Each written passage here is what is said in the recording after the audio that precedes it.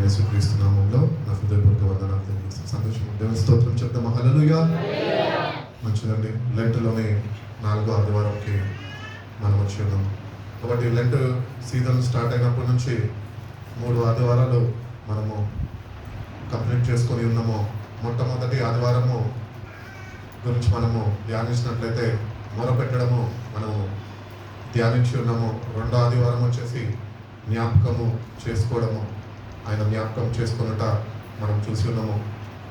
3వ ఆదివారంకి వచ్చేసి దృష్టించుట, ఆయనని చూసేవారుగా మనం ఉండాలా. ఈ 4వ ఆదివారంకి ఏం చేయాలంటే మనము ఆయనను బట్టి ఆనందించాలి. కాబట్టి ఎంతమంది రక్షణ పొందుకొని ఆయనలో ఆనందిస్తున్నారు నాకైతే తెలియదు, కానీ దేవుని బిడ్డలుగా ఉంటున్న మనము దేవునిలో ఆనందించేవారుగా మనం ఉండాలి. ఎందుకు దేవునిలో ఆనందించాలి? మనం చేసే మేలులను బట్టి, ఆయన అనుగ్రహించిన రక్షణను బట్టి. ఇంకా చెప్పాలి.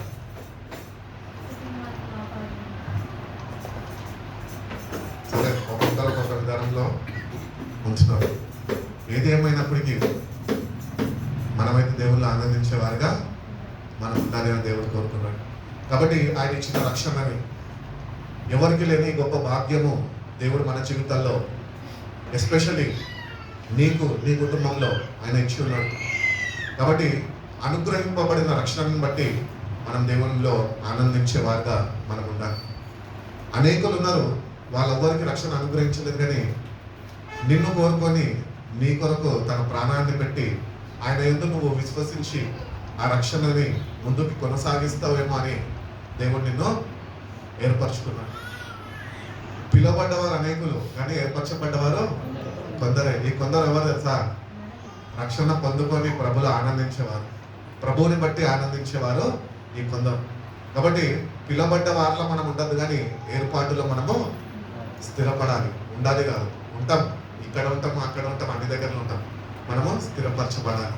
దేవుడు ఇచ్చిన రక్షణని ప్రతినిత్యము మనము కాపాడుకుంటూ దేవుని యొక్క కాపుదల కొరకు, ఆయన కాపుదలను మనం భద్రపరచబడుతూ మనకి అనుగ్రహింపబడిన రక్షణను మనము కొనసాగించే వారిగా మనము ఉండాలి. మనంతటా మనము మనకు అనుగ్రహింపబడిన రక్షణను మనము కాపాడుకోలేము, కానీ ఎప్పుడైతే దేవుని సన్నిధికి వెళ్ళి ఆయన సహాయాన్ని మనము వేడుకుంటామో, బ్రతిమలాడుకుంటామో, ఆయన సన్నిధిని, ఆయన సహాయాన్ని మనం కోరుకుంటామో, మనకి అనుగ్రహింపబడిన రక్షణని కాపాడుకునే కృపను దేవుడు మన జీవితాల్లో మనకు అనుగ్రహిస్తానని దేవుడు తెలుస్తాడు. యెషయా గ్రంథంలోకి వెళ్తామండి.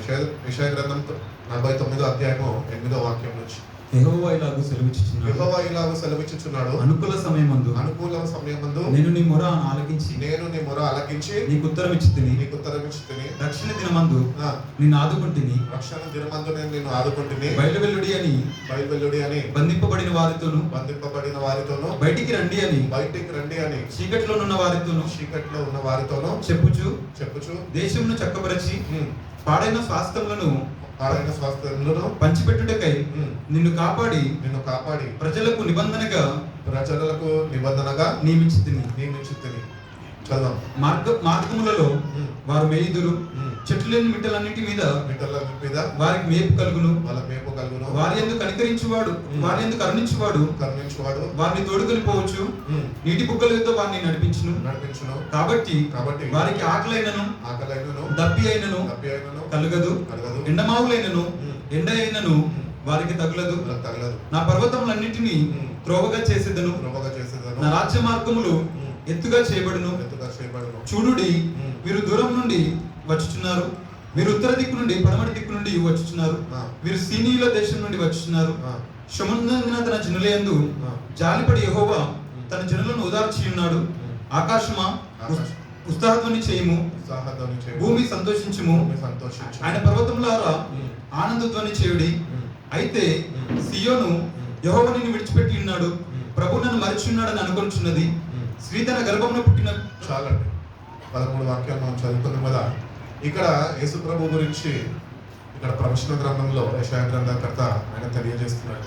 యేసయ్య రావడంతోనే రక్షణ దినము అనేది మన కొరకు సిద్ధపరచబడ్డది. కాబట్టి బైబిల్ తెలియజేస్తున్నది నేడే రక్షణ దినం. కాబట్టి మనం ఒక తీర్మానం కలిగి ఉండాలి. ఏంటి అంటే, మనం అనుకుంటూ ఉంటామో మనం రక్షింపబడ్డాము అని, కానీ రక్షణ మనం పొందుకున్నాం కానీ ఇంకా రక్షింపబడలేదు. మనం రక్షింపబడ్డ మనము రక్షణని కొనసాగించేవారుగా మనం ఉంటున్నాం. కాబట్టి రక్షణని మనము కొనసాగించేవారుగా మనం ఉండాలి. కాబట్టి దేవుడు రావడం వల్ల అంట, ఆయన రావడం ద్వారా మన బంధకాల నుంచి మనకు విడుదల కలిగిందంట. చీకటైన మన బ్రతుకులు వెలుగుమయంగా మార్చబడ్డాయంట. ఆయనను బట్టి మనము ఆనందించే వారుగా మనం ఉంటున్నామట. ఇప్పుడు యేసయ్య రావడం బట్టే కదా మనకి రక్షణ అనుగ్రహింపబడ్డది. యేసయ్య నిన్ను నన్ను ప్రేమించే కదా తన కల్వరి సిలువలో తన ప్రాణాన్ని ఆయన ధారపోసి ఆ రక్షణని మనకు అనుగ్రహించి తన రక్తాన్ని చిందించి మనల్ని ఆయన విమోచించుకున్నాడు కదా. కాబట్టి దేవుని రాక ద్వారా మన జీవితాల్లో రక్షణ అనేది మనకు అనుగ్రహింపబడ్డది.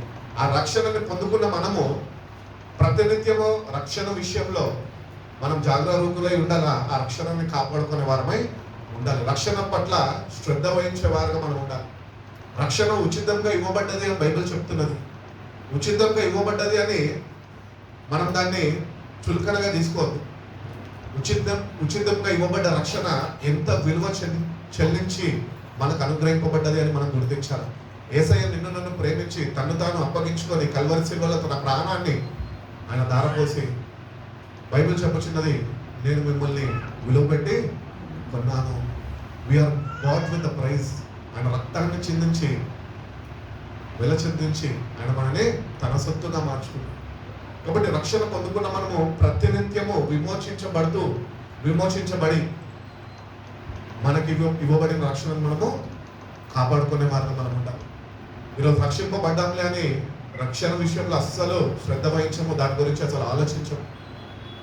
బాప్తిజం తీసేసుకుంటే క్రైస్తవుడికి రక్షణ అయిపోయింది, రక్షింపబడ్డాడు అనుకుంటున్నావు.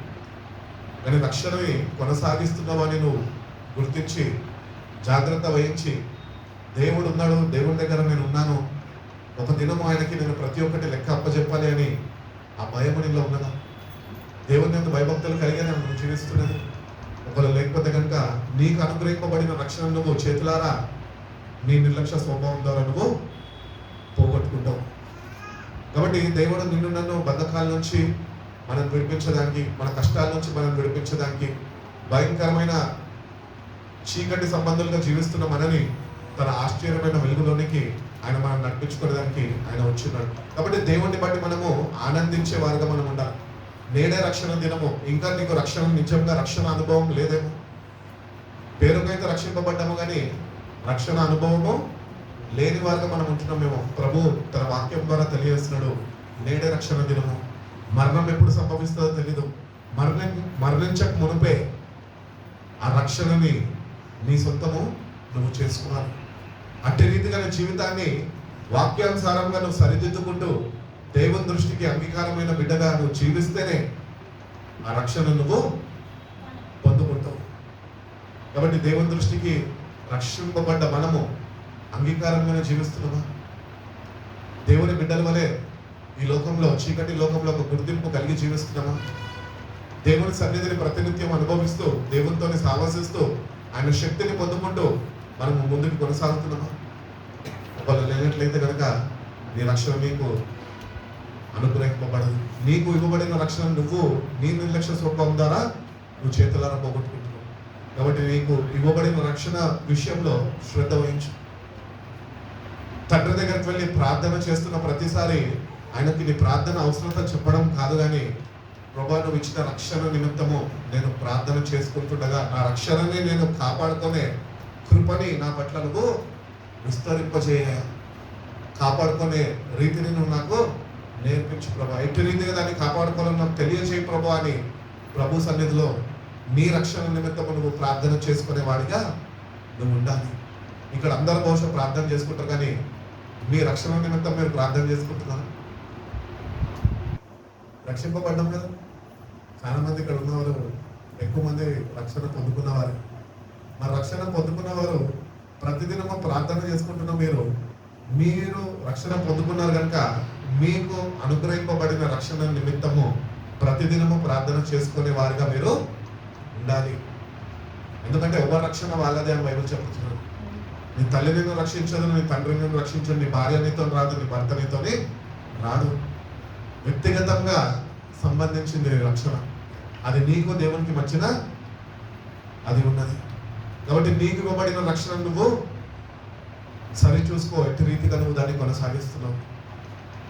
నీకు అనుగ్రహింపబడిన రక్షణ కానీ నువ్వు నిర్లక్ష్యం చేసినావు అనుకో, ఇచ్చిన దేవుడే ఆ రక్షణను ఇవ్వకుండా మారుతాడు.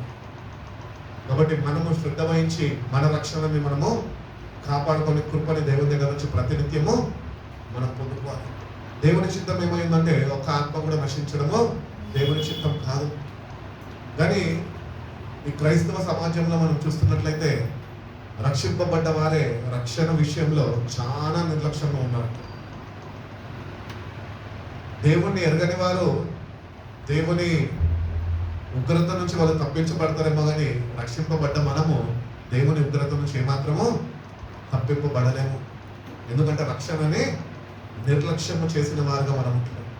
కాబట్టి నేటి నుంచన్నా మనకు అనుగ్రహింపబడిన రక్షణని మనము నిర్లక్ష్యం చేయని వారుగా మనం ఉండాలి. దేవుని యొక్క సంకల్పం ఏమై ఉన్నది అంటే, దేవుడు మానవులని వాళ్ళ పాపాల నిమిత్తము వాళ్ళని రక్షించడానికి యేసు ప్రభుని ఈ భూమిపైకి ఆయన పంపినాడు. తన ప్రజలైన ఇశ్రాయేల్ ప్రజలని ఆయన మళ్ళా తన దగ్గరికి చేర్చుకునేదానికి యేసుక్రీస్తుని మధ్యవర్తిగా బలియాగంగా ఆయన పంపి ఉన్నాడు.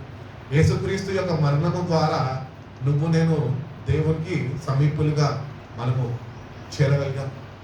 కాబట్టి ఒక మనిషి దేవుని కుమారుడు పరిశుద్ధుడు నీ కొరకు నా కొరకు తన ప్రాణాన్ని ఆయన వెలచెల్లించాడు కనుకనే ఈరోజు దేవునితో మనకి సమాధానము కలిగింది, రక్షణ మనకు అనుగ్రహింపబడ్డది.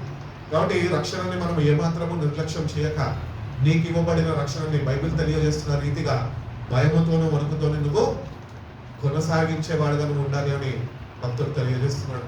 కాబట్టి భయము వణుకుతోని మనకు అనుగ్రహింపబడిన రక్షణను మనము కాపాడుకునే కృపని దేవుని దగ్గర నుంచి పొందుకోవాలి.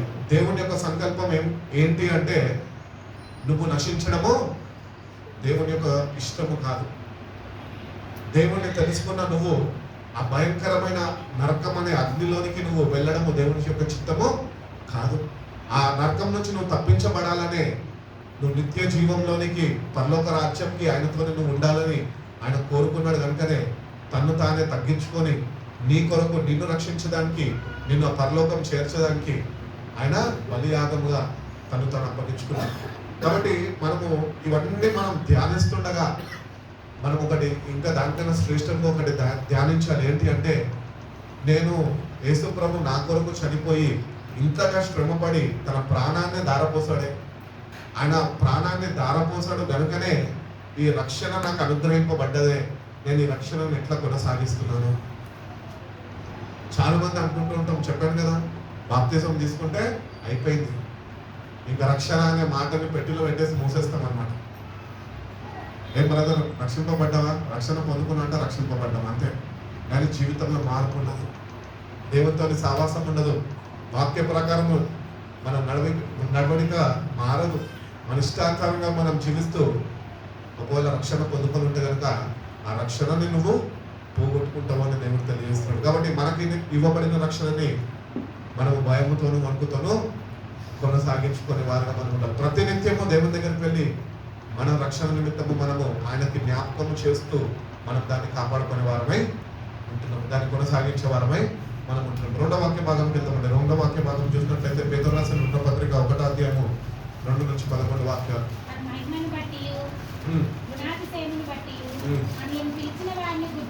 మనల్ని పిలిచిన వాడిని గుర్చిన అనుభవ జ్ఞానము మూలంగా వాటన్నిటిని మనకి దయచేయనందున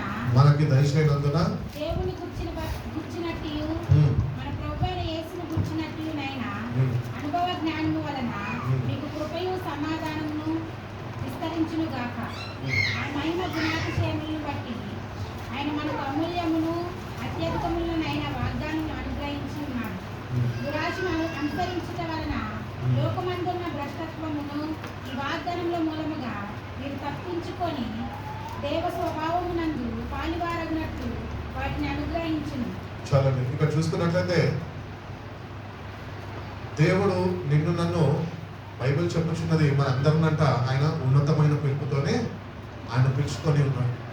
ఈరోజు ఆయన ఉన్నతమైన పిలుపుతోని మనం పిలిచాడు కనుక ఈరోజు ఆ పిలుపుని విన్న మనము ఈరోజు నీ స్పందన ఎట్లున్నది ఆయనతో? ఆ పిలుపుకి లోబడేవాడిగానే ఉంటున్నావు. ఆయన నిన్ను పిలుచుకున్నాడు, నశించుచున్న వారి నుంచి నిన్ను ఆయన యుద్ధకు నడిపించుకున్నాడు, నిన్ను ఏర్పరచుకున్నాడు, నువ్వు నశించిపోకూడదని. దేవుడు నిన్ను ఉన్నతమైన పిలుపుతోని పిలిచినాడు కనుక ఆ స్వరము విన్నా నువ్వు ఆ పిలుపుకి నువ్వు లోబడేవాడిగా ఉండాలి. ఈ లోకంలో మనము రక్షణ పొందుకొని కూడా ఈరోజు దేవుని దగ్గరకు వచ్చి దేవుని దగ్గర ఏమడుగుతున్నాం తెలుసా? ప్రభా, నా జీవితంలో నాకు ఇవి కావాలి ప్రభా, ఇవి నాకు అనుగ్రహించు ప్రభా అని ప్రభు దగ్గర అడిగేవారుగా ఉంచడం. కానీ బైబిల్ ఏం చెప్తున్నదంటే his divine power has given us everything we need in life. మనకి ఏ అవసరాలు ఉన్నాయో, ఏ అవసరతల్లో మనం ఉన్నావో అన్ని దేవుడు ముందుగానే మనకి అనుగ్రహించి ఉన్నాడంట. మనం దేవుని దగ్గర రక్షణ పొందుకున్నాం, అదే గొప్ప భాగ్యం మనకి. నువ్వు నిత్యంగా దేవుని యందు ఆ రక్షణ బాటలో నడుచుకుంటూ నీకు అనుగ్రహింపబడిన రక్షణను నువ్వు కానీ భయముతోని వర్గంతోని కొనసాగిస్తే కనుక నీ అవసరతలన్నీ దేవుడు సమకూర్చి ఆయన జరిగిస్తాడు. నీ ప్రతి ఒక్క అవసరతని ఆయన తీర్చే దేవుడై ఉన్నాడు. కాబట్టి మన జీవితాల్లో మనం దేవుని దగ్గరకు వచ్చి ప్రతిసారి మన అవసరాలు ఆయన చెప్పడం కాదు, కానీ ఆయన మనకి ఏమి ఇచ్చున్నాడు? ఆయన సర్వాన్ని ఇచ్చున్నాడు మనకి. ఈరోజు మనం ఏం చేయాలి తెలుసా? దేవుడు సర్వాన్ని మనకి ఇచ్చాడు కనుక ఈరోజు వాక్య ప్రకారం మనం జీవించే వారిగా ఉండాలా. వాక్యం చెప్పుచున్నది దేవుణ్ణి ప్రేమించు వారికి సమస్తము సమకూర్చబడి మేలుగా జరిగించున్నాడు. కాబట్టి ఈరోజు మనము దేవుడు మనకు సమస్తాన్ని ఇచ్చాడు కనుక ఈరోజు మనం ఎట్లా ఉండాలంట? రక్షణ పొందుకున్న మనము దేవుణ్ణి ప్రేమించే వారుగా, ఆయన ఆజ్ఞలను గైకొని ఆ ప్రకారము ఆయన చూపిన మార్గంలో నడుచుకునే వారుగా మనము ఉండాలి అని దేవుడు కోరుకుంటున్నాడు. ఈరోజు మనము దేవుణ్ణి ప్రేమించలేని వారుగా మనం ఉంటున్నాం. ఎవరిని ప్రేమిస్తున్నాం? మరి భార్య భర్తని ప్రేమిస్తుంది, భర్త భార్యను ప్రేమిస్తాడు, పిల్లలు తల్లిదండ్రులను ప్రేమిస్తారు, తల్లిదండ్రులను ప్రేమిస్తారు, తల్లిదండ్రులు పిల్లలను ప్రేమిస్తారు. మరి వీళ్ళ మధ్యనంతా ఐక్యత సఖ్యత ఉంది, కానీ మధ్యన దేవుడు ఏం అన్యాయం చేశాడంటే దేవుడిని ప్రేమించలేని వారుగా ఉంటున్నాడు. ఈరోజు నిత్యంగా నువ్వు దేవుని ప్రేమించే వ్యక్తివేనా? బైబిల్ పట్టుకొని ఆదివారం చర్చకు వస్తున్నావు, ఉపవాస ప్రార్థన ఉంటే ఉపవాసం ఉంటున్నాం, దినాము 2 సార్లు బైబిల్ చదువుతున్నావు, 2 సార్లు ప్రార్థన చేస్తున్నావు, కానీ నువ్వు ఈ భక్తి సాగరాల్లో ముందుకు కొనసాగుతున్నావే. నా ప్రశ్న ఏంటంటే ఈ ఉదయకాలంలో దేవుడు అడుగుతున్నాడు, నువ్వు నిత్యంగా నన్ను ప్రేమిస్తున్నావా?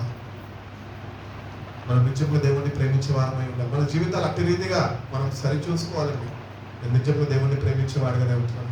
దేవుని ప్రేమించేవాడంట దేవుని ప్రేమని కలిగి వాడు జీవిస్తాడంట. ఈరోజు మనం దేవుని ప్రేమను కలిగి జీవించలేకపోతున్నాం కాబట్టి ఇతరులతోనే సమాధానం కలిగి ఇతరులని ప్రేమించలేని వారుగా మనము ఉంటున్నాం. కాబట్టి మనకి మన జీవితాల్లో ఏమేమి కావాలో ముందుగానే మన తండ్రికి తెలిసై ఉన్నవి. నువ్వు వచ్చి దేవుడిని అడగక్కర్లే, ప్రభు నాకు ఇది కావాలని. బహుశా మన ఇక్కడ చేరిన మన అందరంలో దేవుని దగ్గరికి వచ్చి ప్రభు నాకు ఇది కావాలి అని అడిగేవారమే ఉన్నాం. ఎవరన్నా ప్రభు నాకు ఇది కావాలి, నాకు ఏమి వద్దు ప్రభు నువ్వు కావాలి అని అడిగేటోళ్ళు ఉన్నారా? నేనైతే వాస్తవం చెప్తున్నాను కదా, దేవుని సమక్షంలో నిల్చొని నేను దేవుని దగ్గరికి వెళ్ళి ఇప్పటి వరకు నాకు ఇది కావాలి ప్రభు అని నేను అడగలేదండి. నాకు ఆయన పని అప్ప చెప్పాడు, నేను ఆయన పని చేస్తే నా పనులు ఆయన చేసి పెడతాడా నాకు తెలుసా. మనం దేవుని పని చేస్తే దేవుడు మన పనులు ఆయన జరిగిస్తాడు. ఈరోజు మన పనులకి అడ్డుపడుతున్నాయి, మన పనులు అవుతలేదు అంటే కారణం ఏంటి తెలుసా? నువ్వు దేవుని పనిని నిర్లక్ష్యము చేస్తున్నావు. దేవుని పని అంటే నేను వచ్చి బోధించమంటలేదు, నేను వెళ్ళి సువార్త చేయమంటలేదు, నేను వెళ్ళి ఎక్కడ ప్రార్థన చేయమంటలేదు. దేవుని పని నువ్వు చేయడము అంటే దేవుని వాక్య ప్రకారము నువ్వు నడుచుకునే వాడిగా నువ్వు ఉండాలి. దేవుని దృష్టికి అంగీకారమైన బిడ్డగా నీ జీవితము నువ్వు మార్చుకోవాలి. మనలో ఒక ఆశ ఉండాలండి. ఏంటంటే మేము దేవుని పని చేయాలి, దేవుని బలవంతం చేయడం మనం ఆయన పని చేయించుకునే దానికి ఆయన మనం బలవంతము చెయ్యడు. మనమే ఆసక్తిని కనపరిచి ప్రభా నీ పని నేను చేస్తాను ప్రభా అని పూనుకొని మనం ఆయన పనిని కొనసాగించేవారుగా ఉండాలి. ఈరోజు దేవుని కొరకు మనం పని చేసేవారుగా దేవుని పనిని శ్రద్ధ వహించి ఆ పనిలో మనము ముందుకు వెళ్ళేవారుగా ఉండాలి. ఈరోజు దేవుని పని చేయడానికి సమయం లేదు మనకి. మన పనులు చేసుకోవడానికి మనకి సమయం లేదు. ఎందుకంటే చర్చ్కి రమ్మా, టైంకి రండమ్మా అని చెప్తే కొద్దిగా ఆలస్యంగా వస్తాం. అది మనకు అలవాటు. అంటే దాన్ని బట్టి మనం అర్థం చేసుకోవాలి, మనకే సమయము లేదు. మన పనులు చేసుకోవడానికి మనకు సమయం లేదు. ఇంకా దేవుని పనులు చేయడానికి మనకు సమయం ఎక్కడి నుంచి వస్తుంది? అందుకే దేవుడు నీకు అప్పగించిన పని ఏంటి తెలుసా? వాక్య ప్రకారము నడుచుకోవాలి. దేవుణ్ణి ప్రేమించేవాడుగా నువ్వు ఉండాలి. దేవుణ్ణి ప్రేమించేవాడు ఎవడు?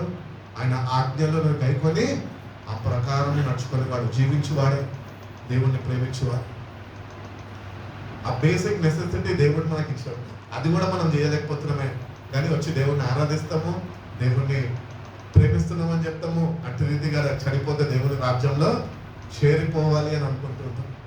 అట్టి రీతిగా కాదండి. మన జీవితాన్ని మనం మార్చుకొని నేటి నుంచి నీ కొరకు నా కొరకు నిన్ను నన్ను అంతగా ప్రేమించి మళ్ళా తండ్రితోని ఐక్యపరిచి మనని ఆయనతోని తన సింహాసనం ఎదుట ఆయన మనం కూర్చోబెట్టుకునే దానికి ఇంత ప్రయాసపడ్డాడు దేవుడు, ఇంత కష్టపడ్డాడు. ఈరోజు మనం ఆయన కొరకు ఏం చేస్తున్నాం? దేవుని నామంలో క్రైస్తవులు ఏమవుతున్నారంటే ఈరోజు కష్టపడతలేదు, సుఖపడుతున్నారు. ఎందుకంటే దేవుని దగ్గర నుంచి వాళ్ళకి కష్టాలు వద్దు, కానీ దేవుని దగ్గర నుంచి మొత్తము ఆశీర్వాదాలు, సుఖాలే కావాలి. కానీ బైబిల్ చెప్తున్నది స్పష్టంగా, నువ్వు నిజంగా పరలోక రాజ్యము చేరాలన్నా నువ్వు ఈ లోకంలో దేవుని యొక్క శ్రమలలో పాలిభాగస్తుడుగా ఉండాలి. శ్రమ పడాలి. క్రైస్తవుడికి శ్రమలు అది ఆశీర్వాదాలుగా దేవుడు మారుస్తాడు. శ్రమ పడినప్పుడే, శ్రమ నీకు నీ మీదకి వచ్చినప్పుడే నువ్వు ధన్యుడవు అని బైబిల్ చెప్తున్నాడు. కాబట్టి మన జీవితాల్లో ఎప్పుడు దేవుని యొక్క పని పట్ల మనము శ్రద్ధ వహించి దేవుని కొరకు వాడబడే వారిగా మన జీవితాలు మార్చబడాలి. మన జీవితాలు ఎట్టి రీతిగా ఉన్నాయి అట్టి రీతిగానే ఉండడానికి వీలు లేదండి. నా పని నేను చేసుకుంటాను, నా ఉద్యోగం నేను చేసుకుంటాను, నేను ఉద్యోగం చేస్తేనే మా ఇల్లు కొనసాగుతుంది, చెయ్యి ఎవడొద్దంటలే. దానికన్నా ప్రాముఖ్యంగా దేవుని పని నువ్వు చేస్తున్నావా? దేవుని కొరకు జీవిస్తున్నావు? దేవుని కొరకు జీవించేవాడిగా ఉన్నప్పుడే నువ్వు దేవుని రాజ్యంలో చేర్చబడేవాడిగా నీ జీవితం మార్చబడుతుంది. కాబట్టి దేవుని కొరకు వాడబడాలి. నేటి నుంచన్నా దేవుని వాక్యాన్ని ప్రతిదినము చదువుతూ ఆ వాక్య ప్రకారము నేను జీవిస్తా ప్రభా, నీ దృష్టికి అంగీకారమైన జీవితం నేను జీవిస్తా ప్రభా అని నువ్వు ఒక తీర్మానం కలిగి కానీ నువ్వు కానీ అటు రీతిగా నువ్వు నడుచుకోగలిగితే కనుక దేవుడు సమస్తము నీ అవసరతలన్నింటినీ ఆయన సమకూరుస్తాడు. నీకు ఏది కావాలో ఆయనకి ముందుగానే తెలుసు. నీ తల్లిదండ్రుల దగ్గరికి వెళ్ళి నాన్న నాకు ఇది కావాలి అని అడిగితేనే నీ నాన్నకు తెలుస్తుంది, అవునా? ఒకవేళ నీకు లేకుండా నువ్వు బాధపడుతుంటే మీ నాన్న చూసి ఏమైందమ్మా బాధపడుతున్నావు అంటే, నాన్న నాకు ఇది కావాలి అంటే నువ్వు నాకు చెప్తేనే కదా నాకు తెలుస్తుంది అని అంటాడా లేదా? మన నాన్న అట్లా అంటాడు. కానీ పరలోకం తండ్రి అట్లా కాదండి. నువ్వు ఆయనను ప్రేమించడం ప్రారంభిస్తే నీ ప్రతి ఒక్క అవసరతని ఆయన గుర్తించి నువ్వు అడగక మునిపే అది నీకు అనుగ్రహించే గొప్ప దేవుడై ఉన్నాడు ఆయన. కాబట్టి దేవుని దగ్గర నుంచి మనం ఎట్టి రీతిగా పొందుకోవాలో కూడా నేర్చుకోవాలి. మనం అడిగి పొందుకోవడంలో గొప్పతనం లేదండి. మనం ఆయన కొరకు వాడబడుతూ, మనము ఆయన కొరకు పని చేస్తూ, మన పనిలో ఆయనతో చేయించుకోవడము లో గొప్పతనం ఉన్నది. అదే నీకు ఆనందాన్ని కలిగిస్తుంది. అదే దేవుళ్ళు నువ్వు ఎట్టి రీతిగా ఆనందించాలో అది నీకు నేర్పిస్తుంది. కాబట్టి మనము ఎప్పుడు దేవుణ్ణి అడిగి ప్రభా ఇది చేసి పెట్టు ప్రభా, సహాయం కావాలని మనం అడగదు దేవుణ్ణి. మనం ఎప్పుడైతే దేవుని పని పట్ల శ్రద్ధ వహిస్తామో, శ్రద్ధ చూపుతామో, ఆసక్తి కలిగి మనము ఇష్టపూర్వకంగా దేవుని పని మనం చేస్తామో, దేవుడు కూడా ఇష్టపూర్వకంగా నా బిడ్డ యొక్క పనులన్నింటినీ, అవసరాలన్నింటినీ నేను తీరుస్తాను అని దేవుడు చెప్పుచున్నాడు. కాబట్టి దేవుని దగ్గరకు వచ్చిన మనము నేటి నుంచి అన్న దేవుని సన్నిధిని ప్రభా నువ్వు ఇచ్చిన ప్రతి ఒక్క మాట ప్రకారం నేను జీవిస్తాను. అదే దేవుడు చెప్తున్నాడు కదా, మనిషి రొట్టె వల్ల కాదు దేవుని నోట నుంచి వచ్చే ప్రతి ఒక్క మాట వల్ల వాడు జీవిస్తాడంట. కాబట్టి దేవుని యొక్క మాటలో జీవము దాగి ఉన్నది. అందుకని భక్తుడు అంటాడు, జీవించుచున్నది నేను కాదు, క్రీస్తే నాలో జీవించుచున్నాడు. మనలో వాక్యం ఉండాలండి. ఆ వాక్యం మనలో ఉన్నప్పుడే మనము జీవించే వారిగా మనం ఉంటాం. వాక్యము నీలో లేకపోతే కనుక నువ్వు చచ్చిన వాళ్ళతోనే సమానంగా ఉండిపోతావు. అందుకని నేను ఈరోజు వాక్యంతో నేను నింపబడాలి. వాక్యంలో ఉన్న శక్తిని నువ్వు పొందుకోవాలి. ఆ వాక్యాన్ని బట్టి నువ్వు ధైర్యంగా ముందుకి నడుచుకోవాలి. వాక్యాన్ని ఆధారం చేసుకొని జీవించాలంట క్రైస్తవులు. ఈరోజు నుంచి నువ్వు వాక్యం మీద ఆధారపడుతున్నావా? అవసరత వచ్చింది, అవసరత కూడా వాక్యం సమృద్ధిగా ఉన్నది. నీకు లేమిలో ఉన్నవా? లేమిలో కూడా సమృద్ధి అయిన వాక్యం ఉన్నది. ఆ లేమిలో ఉన్న వాక్యాన్ని నువ్వు కానీ కలిగి జీవిస్తే కనుక ఆ సమృద్ధిని నువ్వు పొందుకుంటావు దేవుని దగ్గర నుంచి. అట్టి వాక్యము ఈరోజు మనము కలిగి జీవించాలి. అదే మనకి బలాన్ని, శక్తిని, దేవుని యందు సంపూర్ణ విశ్వాసాన్ని మనకి అనుగ్రహిస్తుంది. చాలాసార్లు వాక్యము రెఫరెన్సులు చెప్తుంటే చాలా మంది రెఫరెన్సులు తిరిగేస్తూ ఉంటారు. ఎందుకంటే వాళ్ళకి అవి ఎప్పుడు చదివి ఉండరు, ఎప్పుడు ధ్యానించుండరు, ఎప్పుడు ఆ వాక్యాన్ని వాళ్ళ హృదయంలో భద్రపరచుకొని ఉండరు. అందుకనే వాక్యాన్ని ఏంటంటే తెలుసా, వాక్యాన్ని చదవాలా, వాక్యాన్ని ధ్యానించాలా, ఆ వాక్యాన్ని చేతనైతే పుస్తకంలో రాసుకొని అది మనము హృదయంలో భద్రపరచుకోవాలి.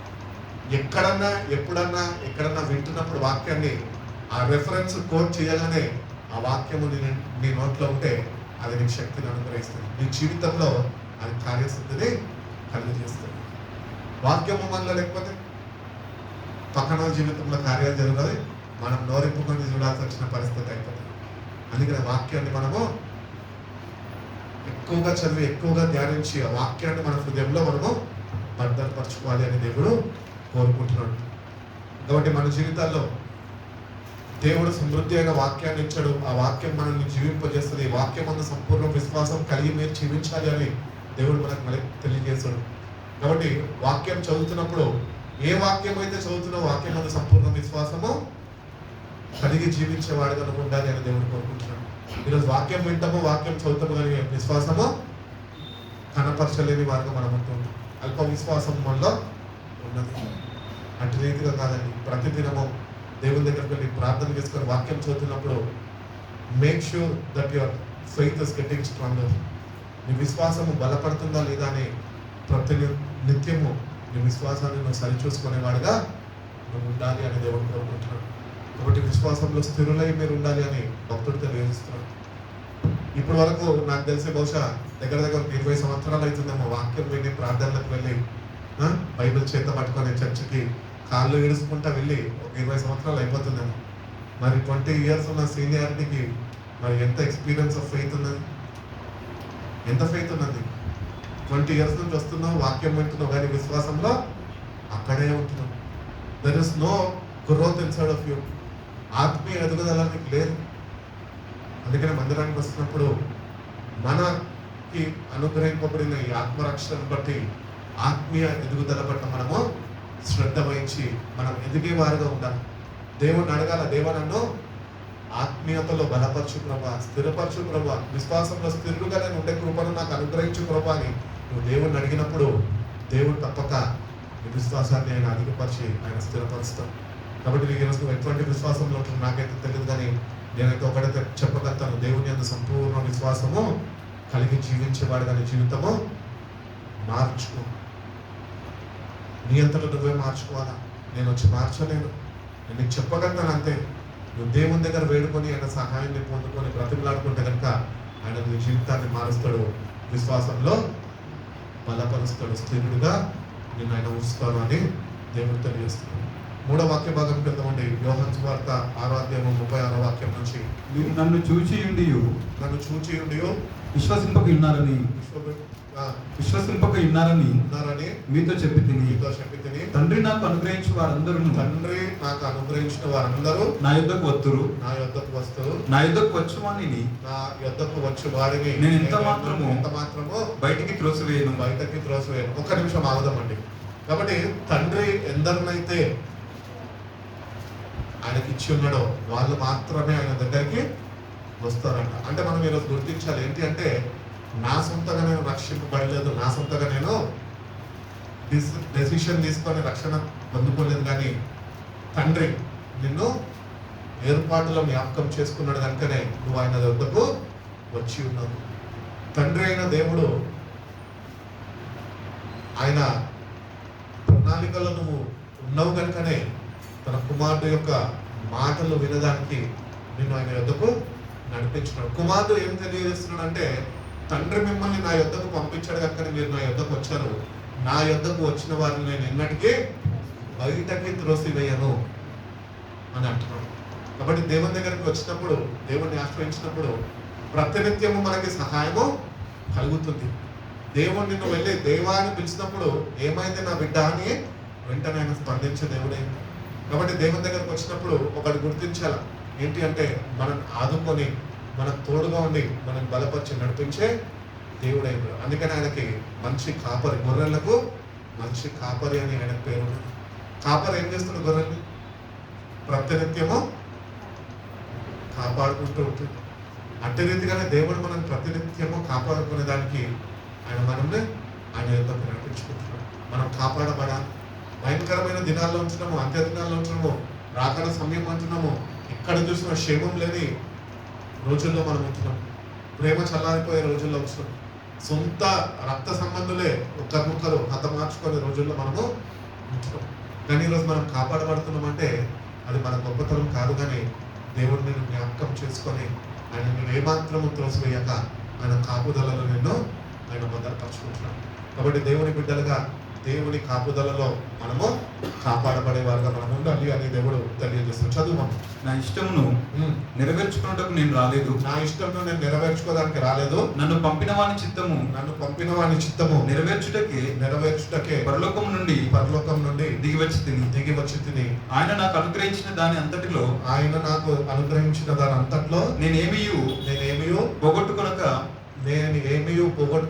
అంత్య దినమున దాన్ని లేపుటయే నన్ను పంపిన వాని చిత్తమై ఉన్నది. కాబట్టి దేవుడు ఎందరినైతే ఆయనకి అప్పగించి ఉన్నాడో వాళ్ళు నశించుకోకుండా అంత్య దినము వాళ్ళు లేపబడాలి, అంటే అందరూ రక్షింపబడాలి అని ఆయన పంపిన వాని యొక్క చిత్తమై ఉన్నదట. అది దేవుని యొక్క చిత్తము అయి ఉన్నదట. అంటే మనం ఒక్కరు కూడా నాశనము కాకూడదు.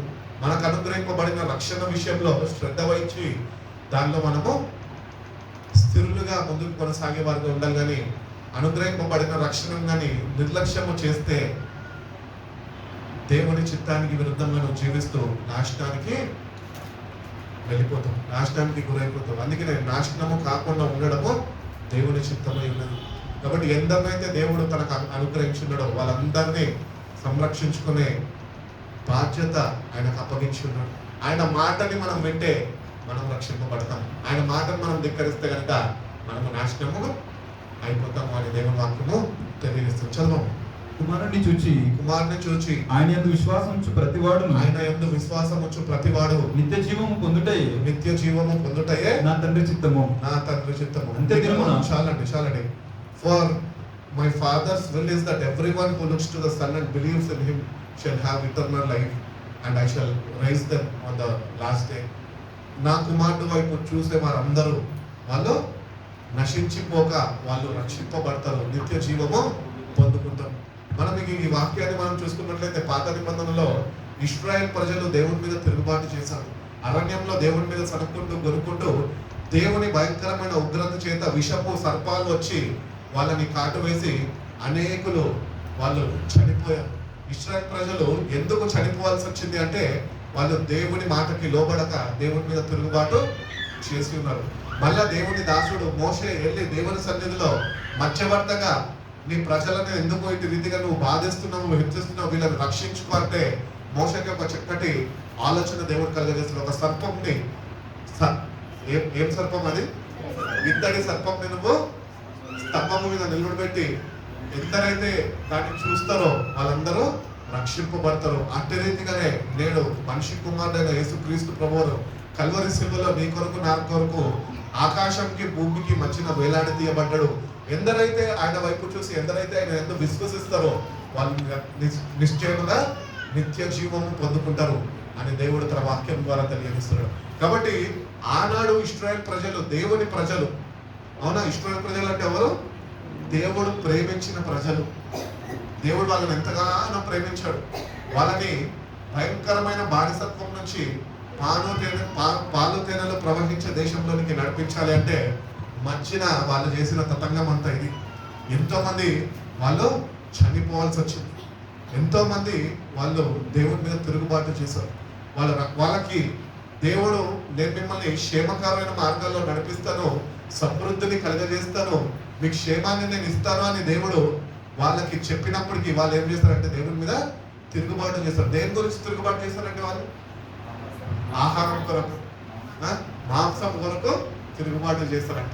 మనం కూడా ఈ లోకంలో ఏం చేస్తామంటే మనం అట్లాంటి వాళ్ళం భోజన ప్రియులం కాదు, కానీ మనము దేవుని దగ్గర తిరుగుబాటు చేస్తుంటాం. ప్రభా నాకు లోకంలో ఇది కావాలా, నాకు అది కావాలా, నాకు ఇవి కావాలా, ఇవి కావాలా, అన్నీ దేవుని దగ్గర నుంచి ఏవైతే వద్దంటాడో దేవుడు అవన్నీ కూడా కావాలి అని మనం ఆయన దగ్గర తిరుగుబాటు చేస్తుంటాం.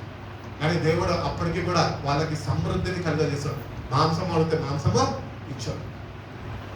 ఈరోజు దేవుడు మనకి ఏమి కావాలంటే అవి ఇస్తున్నాడు, కానీ ఇంకా మనం ఏం చేస్తున్నాం, దేవుని మీద తిరుగుబాటు చేసేవారుగానే మనం ఉంటున్నాం. అందుకనే వాళ్ళందరినీ భయంకరమైన కష్టంకి గురి చేసి దేవుడు విష సర్పాలు వచ్చి వాళ్ళని కాటివేసి వాళ్ళు మరణించారు.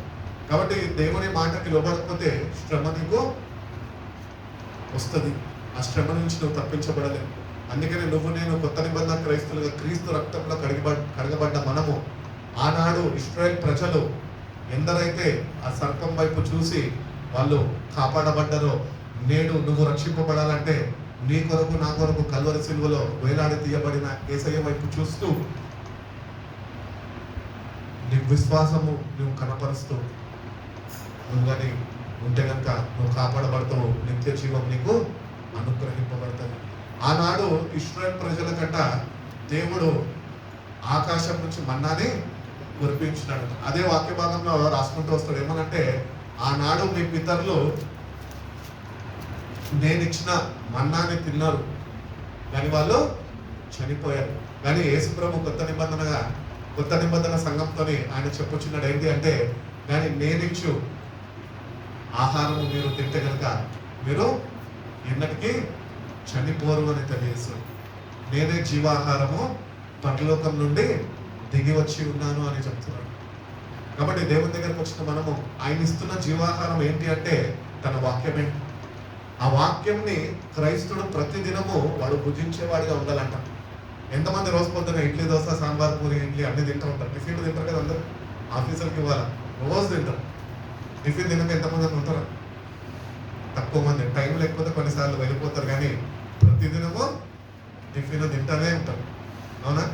అడ్డ రీతిగానే ఆత్మీయ ఎదుగుదల ఉండాలి, నువ్వు జీవించాలా, నిత్య జీవము చేరాలి అంటే ప్రతిదినము వాక్యాన్ని నువ్వు భుజించేవాడిగా, వాక్యాన్ని నువ్వు ధ్యానించి నెమరు వేసుకొని వాక్యాన్ని భద్రపరుచుకునే వాడిగా ఉంటేనే నీ ఆత్మలో నువ్వు బలపరచబడతావు, జీవము అనేది నీకు అనుగ్రహింపబడతావు. అందుకని భక్తులు తెలియజేస్తుంటాడు, ప్రియుడా నువ్వు అన్నింటిలో వర్ధిల్లుచున్నట్టు ఆత్మలో కూడా నువ్వు వర్ధిల్లాలి. ఆత్మలో వర్ధిల్లకపోతే ఎందుకు? ఇంత భక్తి చేసి లాస్ట్కి నరకానికి వెళ్ళిపోతే ఎందుకంటే? తెలుగులో ఒక సామెత ఉంటుంది కదా, ఇంత బతికి ఇంటర్కి వెళ్ళి ఉరేసుకొని వచ్చినట్టు. మన బతుకులు కూడా అట్లనే ఉన్నాయి. భక్తి చేస్తున్నాం కానీ నిత్య జీవంకి వెళ్తామన్న గ్యారంటీ లేదు. ఇంటి రీతిగా కాదా? దేవుని వాక్యము మనకి జీవం అనుగ్రహిస్తుంది. కాబట్టి ఆ జీవపు వాక్యము ప్రతిదినము మనం చదువుతూ ఆ వాక్యం చేత బలాన్ని పొందుకుంటూ ఆ నిత్య జీవంలోనికి చేరేవారు మనం చదువుతాం. కాబట్టి నేను పరలోకం నుండి దిగి వచ్చిన ఆహారమని ఆయన చెప్పినందున యూదులు ఆయనను గురించి సనుక్కొనుచు ఈయన యోసేపు కుమారుడైన యేసు కాడా, ఈయన తల్లిదండ్రులను మనం ఎరుగుదాము కదా, నేను పరలోకం నుండి దిగి వచ్చినానని ఈయన ఎలాగో చెప్పుచున్నాడు. అందుకు యేసు, మీలో మీరు సనుక్కొనుడి, నన్ను పంపిన తండ్రి వారిని ఆకర్షిస్తేనే గాని ఎవడునూ నా ఎదుకు రాలేడు. అంత్య దినమున నేను వారిని లేపుదును, వారందరూ దేవుడి చేత బోధింపబడుదురు అని ప్రవక్తల లేఖనంలో వ్రాయబడినది కనుక తండ్రి వలన విని నేర్చుకున్న ప్రతి ఒక్కడు నేర్చుకున్న వాడును నా యుద్ధకు వచ్చును. దేవుని యుద్ధ నుండి వచ్చిన వాడు తప్ప మరి ఎవడును తండ్రిని చూచి ఉండలేదు. ఈయనే తండ్రిని చూచి ఉన్నాడు. విశ్వసించువాడే నిత్య జీవం గలవాడు. నిత్య జీవం గలవాడు. జీవాహారము నేనే. మీ పితరులు అరణ్యంలో మన్నాను తిని నన్ను చనిపోయేది. దీనిని తినువాడు చావకుండునట్లు పరలోకం నుండి దిగి వచ్చిన ఆహారం ఇదే. పరలోకం నుండి దిగి వచ్చిన జీవాహారమును నేనే. ఎవడైనా ఈ ఆహారం భుజించితే వాడు ఎల్లప్పుడూ జీవించును. మరియు నేనిచ్చు ఆహారము లోకమునకు జీవము కొరకైన నా శరీరమే అని మీతో నిశ్చయముగా చెప్పుచున్నాను. ఆయన ఇచ్చే ఆహారము ఆయన శరీరమే. అందుకనే ప్రభు యొక్క సంస్కారము మనం చేసుకుంటున్నప్పుడు ఆయన శరీరాన్ని ఆయన రక్తాన్ని మనము జ్ఞాపకము చేసుకున్నటకు, నన్ను మీరు జ్ఞాపకం చేసుకున్నటకు ఇది మీరు చెయ్యండి అని దేవుడు మనకు తెలియజేస్తున్నాడు. కాబట్టి ఆయన శరీరధారిగా ఈ భూమి మీదకి వచ్చి మన పాపాల నిమిత్తము తన శరీరము నలగొట్టబడ్డది. మన కొరకు ఆయన శరీరం మొత్తము గాయపరచబడ్డది. ఆయన శరీరం మొత్తము దున్నబడ్డది. యేసు ప్రభు గురించి ఒకవేళ చెప్పాలి అంటే కనుక ఆయన సిలువలో వేలాడే సమయంలో ఆయనకి ఏ రూపము ఏ సొగసు లేకుండా ఉన్నాడంట. ఇంకా కొద్దిగా లోతుగా బైబిల్ థియాలజీలోకి వెళ్ళి మనము ఆలోచిస్తుంటే కనుక వాళ్ళు తెలియజేస్తూ ఉంటారు ఏంటి అంటే ఆయన సిలువ మీద ఒక మాంసపు ముద్దగా ఆయన మన కొరకు వేలాడంట. ఎవరు గుర్తించలేని భయంకరమైన ఆకారం, ఎవరు చూడలేని దృశ్యములు మనము వాటిని మనము ఒకసారి తలపోసుకుంటే కనుక మన కొరకైనా అంత త్యాగము ఆయన చేసి ఉన్నాడు. ఈరోజు మనకు తెలియజేస్తున్నాం, మీకు అనుగ్రహింపబడిన మీరు రక్షణ మీరు కాపాడుకోవాలి. మీరు నా శరీరాన్ని మీరు భుజించేవారు ఉండాలి. నన్ను జ్ఞాపకం చేసుకోవాలన్నా మీ పాపాల నిమిత్తమే కదా నేను మరణించాల్సి వచ్చింది.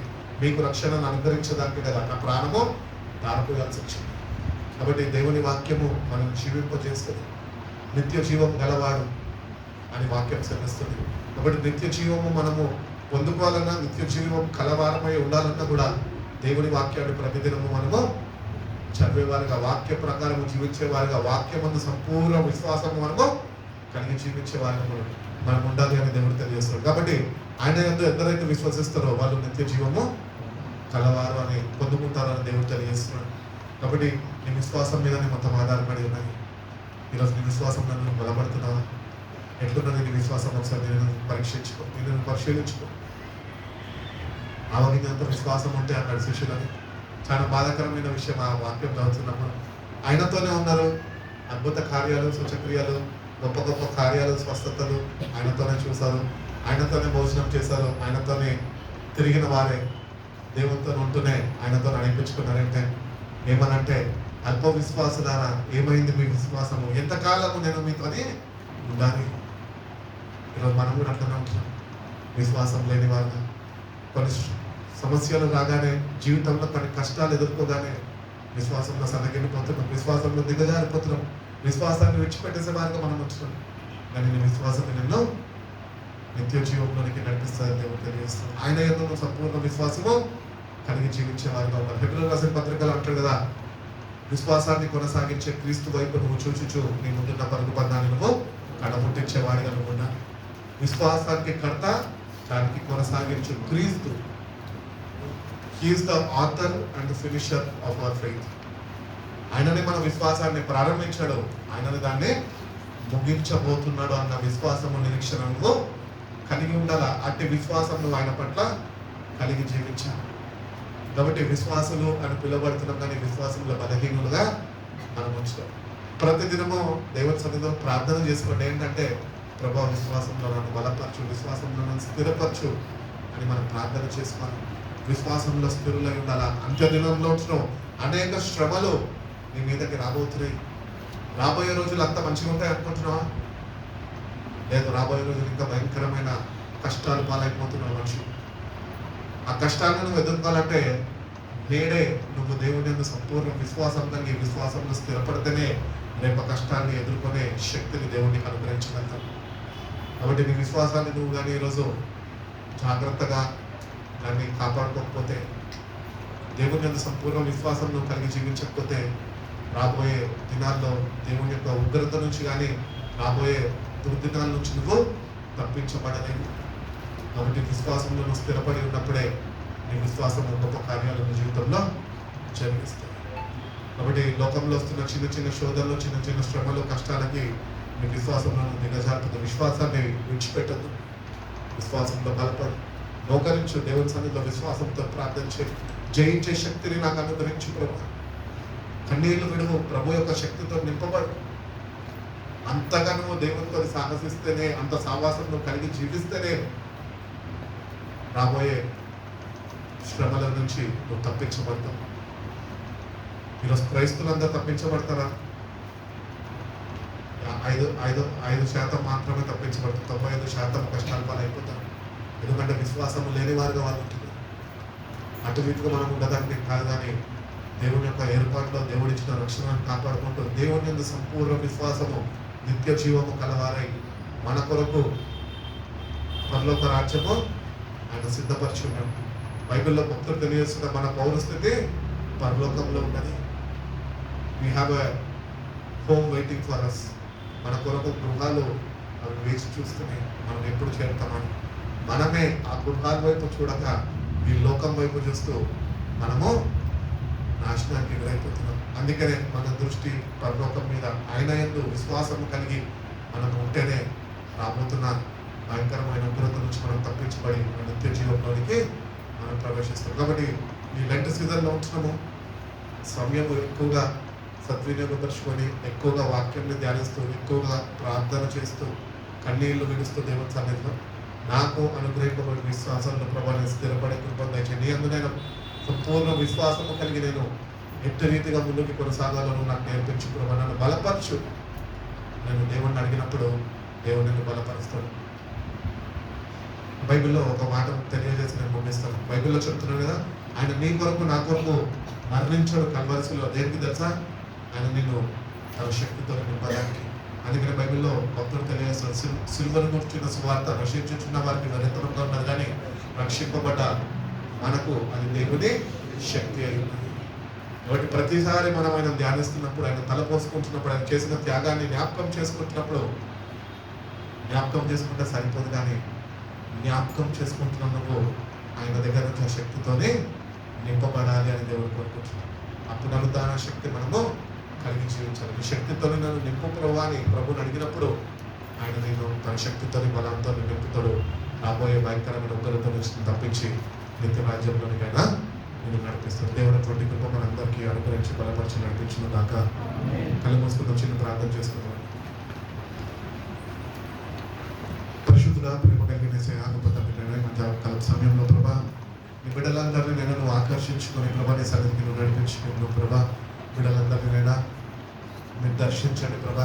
ప్రతి ఒక్క బిడ్డనైనా నువ్వు హృదయాంతరంగాల్లో ఎరిగిన దేవుడు కనుకనైనా బిడ్డలైనా ఎట్టి రీతిగానైనా విశ్వాసంలో వాళ్ళ ముందు కొనసాగుతున్న మాకైనా తెలియదు కానీ ప్రభా, మీరైనా బిడ్డలు మీరు దర్శించండి, విశ్వాసంలో స్థిరపరచండి ప్రభా.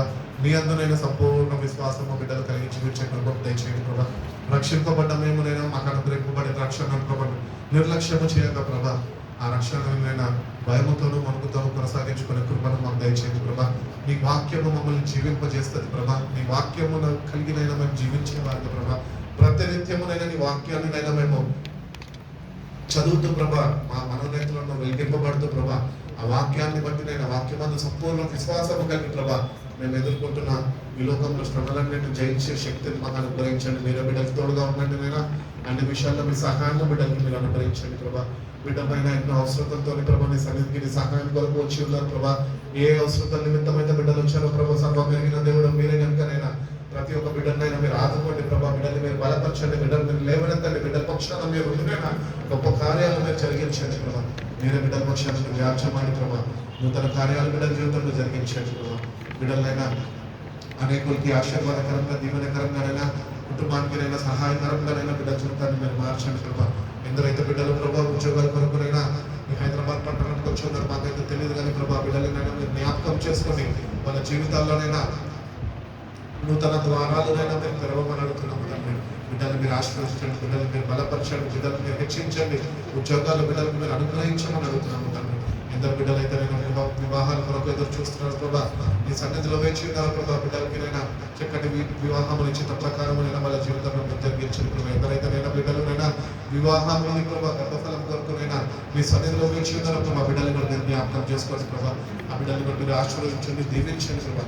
కుటుంబంలోనైనా ఒక శుభకార్యాన్ని మీరు జరిగించమని అడుగుతున్నాం తండ్రి. నూతన కార్యాలు బిడ్డల జీవితంలో జరిగించండి ప్రభా. వృద్ధులను జ్ఞాపకం చేసుకుని వాళ్ళ బలపరచండి ప్రభా. మా నిమిత్తము వాళ్ళు ఆయన విజ్ఞాపన ప్రార్థన నీ సన్నిధిలో చేస్తుండగా ప్రభా, వాళ్ళకి కావాల్సిన శక్తిని నేను మీకు దయచేయండి, మంచి ఆరోగ్యం బిడ్డలకు మీరు దయచేయండి ప్రభా. సంఘాన్ని మీరు దీవించారు, సంఘాన్ని మీరు ఆశ్రయించారు, దానికి అనేక ఎవరి ఆత్మలనైనా మీరు నడిపిస్తున్నారు ప్రభా. ఒక ఆత్మ కూడా నశించడం మీకు శక్తి కాదు కనుక ప్రభా, ప్రతి ఒక్క ఆత్మనైనా రక్షణ బాటలనైనా ముందుకు నడుచుకునే కృపను దయచేయండి ప్రభా. మీరు బిడ్డని దర్శించండి, మీ రక్షణ బాటలనైనా ముందుకు నడుచుకునే కృపను ప్రతి ఒక్క బిడ్డకి మీరు దయచేసి నమ్మకమైన మార్గాల్లో బిడ్డలు మీరు నడిపించి బిడ్డల జీవితం ద్వారా మీరే ఘనతమైన కృపను పొందుకుంటున్నారు. చేతులైతే బిడ్డలు మీరు ఆశీర్వదించి మీరు ఎక్కడ భద్రపరిచి కాచి కాపాడుకుంటున్నారు. యేసయ్య పరిశుద్ధ నామములో ప్రార్థన అడిగి వేడుకుంటున్నాం తండ్రి.